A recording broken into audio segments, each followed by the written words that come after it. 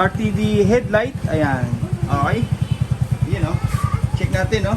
Dito, ito po yung headlight ni sir na kinabit natin. High and low. Yan o. Okay.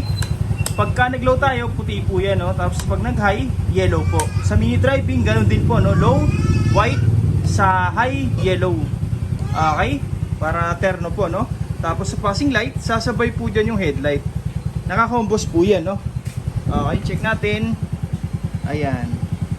Hindi lang po MDL yung ilaw, no? Kasabay po dyan yung headlight. Pero maganda dyan, pwede pa rin tayo mag-high low ng headlight nang hindi po sumasabay yung mini driving. Pwede rin tayo mag-high low ng MDL nang hindi po sumasabay yung headlight. Pero pag nag-passing, automatic po yan, sabay lahat.